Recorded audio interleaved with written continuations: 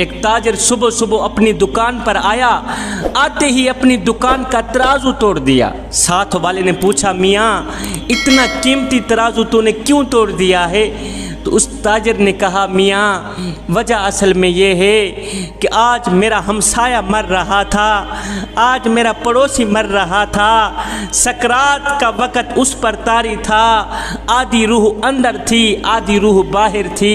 हम उसे कहते थे कलिमा पढ़, वो आगे जवाब देता था, मियाँ मैं कलिमा नहीं पढ़ सकता। जब हमने कलिमा ना पढ़ने की वजह पूछी तो उसने कहा, मेरी दुकान का जो तराजू है, तराजू के दरमियान का जो कांटा है ना, कांटा वही मेरे गले में छुपा हुआ है। तराजू के दरमियान का जो कांटा है वही मेरी हलक में छुप गया है। मियाँ वही कांटा मुझे कलिमा नहीं पढ़ने देता, मैं क्या करूँ, मैं कलिमा नहीं पढ़ सकता।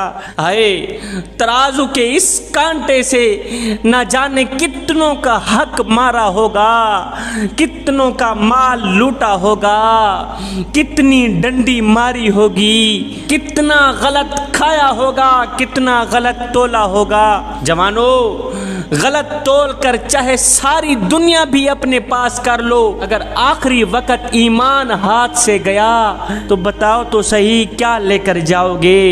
जवानों हम मकसद वाले हैं, बेमकसद नहीं हैं। हम जिस मकसद के लिए इस दुनिया में आए थे हमने वो मकसद पूरा करना है।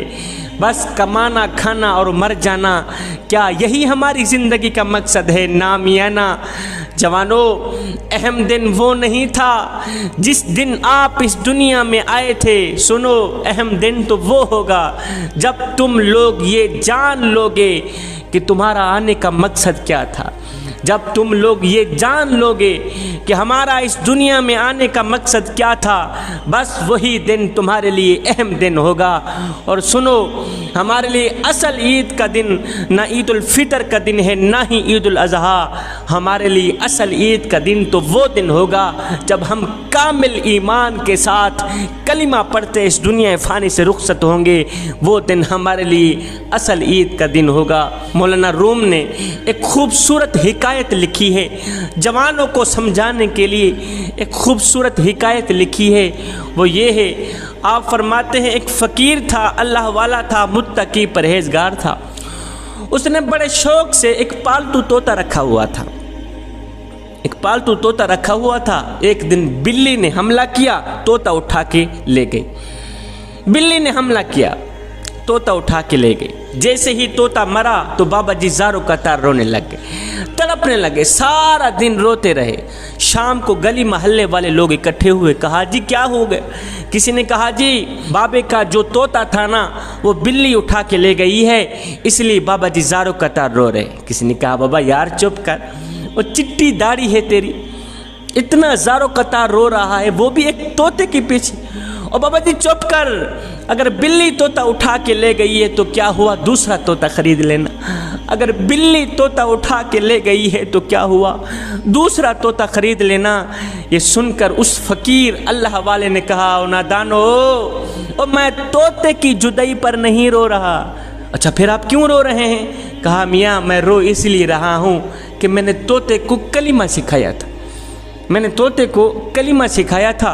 मेरा तोता दिन रात कलिमा पढ़ा करता था।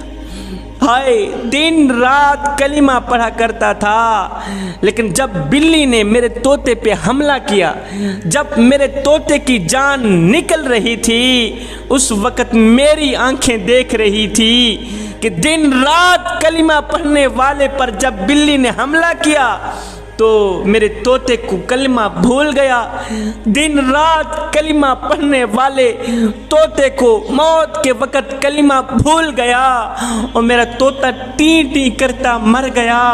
और मियाँ मैं तोते की फ़िक्र नहीं कर रहा, मैं तो अपनी फ़िक्र कर रहा हूँ कि तोते की तरह कलिमा तो मैं भी पढ़ता हूँ और कहीं ऐसा ना हो मौत का फरिश्ता मेरी रूह निकालने आए, मुझे कलिमा भूल भी ना जाए।